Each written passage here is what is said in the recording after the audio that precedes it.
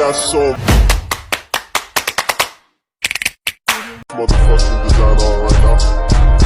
Bring it down, bring it down, bring it down. I got three old guys to Assalamualaikum warahmatullahi wabarakatuh.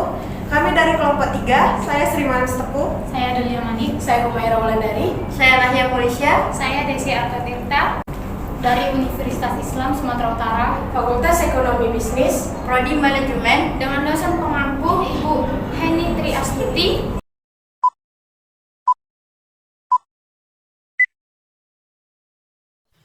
Tahapan proses siklus akuntansi. Siklus akuntansi merujuk pada rangkaian proses dalam mengidentifikasi, menganalisis, dan mencatat peristiwa akuntansi.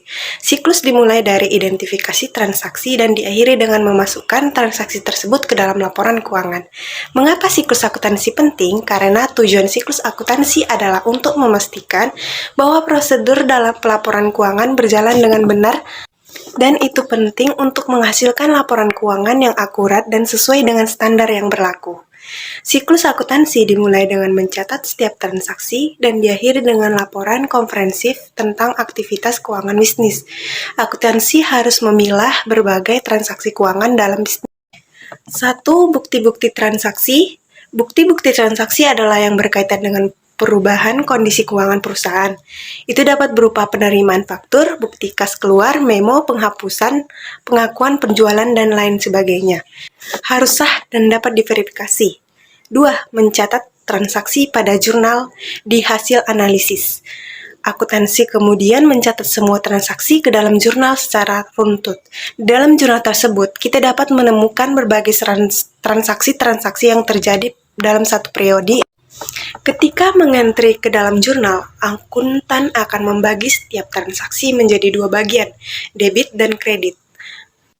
Mereka harus memastikan bahwa semua transaksi yang telah diidentifikasi sebelumnya telah masuk ke dalam jurnal, kemudian memposting ke buku besar. Setelah mencatat transaksi di jurnal, akuntan kemudian memindahkan semua transaksi ke dalam buku besar yang terdiri dari kumpulan rekening-rekening pembukuan. Buku besar berisi rincian semua transaksi sesuai dengan akun-akun dalam laporan. Dengan begitu, akuntan atau pemegang buku besar dapat melacak setiap transaksi untuk masing-masing akun. Hai, saya Naya. Untuk selanjutnya adalah neraca saldo. Pada tahapan ini, akuntan memindahkan saldo dalam buku besar ke dalam neraca saldo untuk disatukan.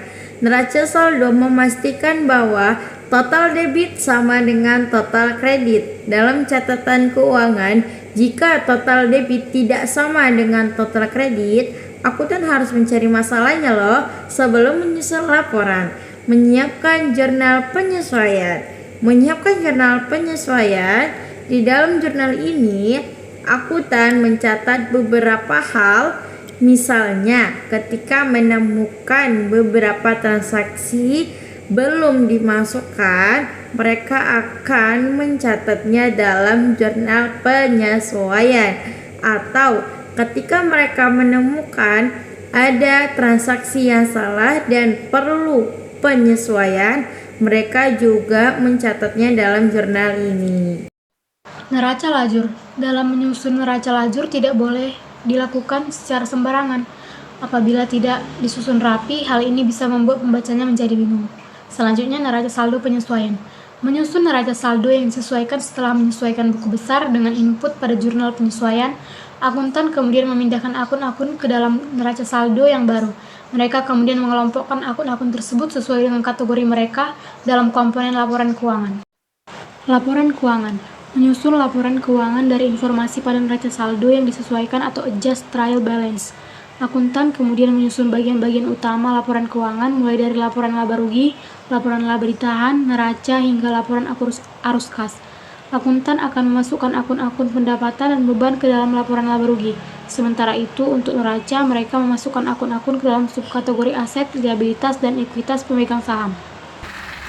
Tahap berikutnya yaitu jurnal penutup. Seorang akuntan harus menyiapkan jurnal penutup sebagai langkah terakhir pada tahapan siklus akuntansi ini. Pada akhir periode akuntansi, jurnal penutup ini kamu buat dengan menutup rekening nominal atau rekening laba rugi. Kamu dapat menutup kedua akun dengan menyetel nilai setiap rekening ke 0. Rekening ini akan ditutup untuk melihat aliran di sumber untuk periode akuntansi yang masih berjalan. Jurnal penutup ini dapat kamu gunakan untuk mengevaluasi setiap tindakan yang kamu lakukan selama periode setelah rekening ditutup. Dalam siklus berikutnya, jurnal penutup dapat membantu awal baru periode selanjutnya.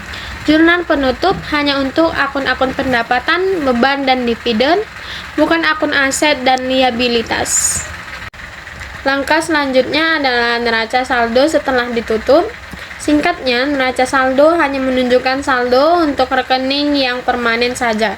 Tujuan adanya penyusunan ini adalah untuk mendapatkan hasil yang meyakinkan tentang keseimbangan saldo. Oleh karena itu, tahapan siklus akuntansi ini bersifat opsional. Berikutnya adalah jurnal pembalik. Ini sering dilakukan pada awal periode berikutnya. Selain itu, jurnal penyusunan dapat kamu gunakan sebagai acuan dalam pembuatan jurnal ini, yang mana setiap transaksi dalam jurnal penyesuaian akan kamu balik. Lalu, dalam jurnal pembalik, transaksi yang awalnya kredit dan tercatat dalam jurnal penyesuaian akan berubah menjadi debit. Yang terakhir, neraca awal periode merupakan neraca yang dihasilkan dari kegiatan siklus akuntansi pada periode yang sebelumnya. Neraca awal ini akan ditambahkan dalam akun buku besar sebagai saldo awal. Misal, neraca awal kas 50, maka saldo awal akun kas pada saat ini juga 50.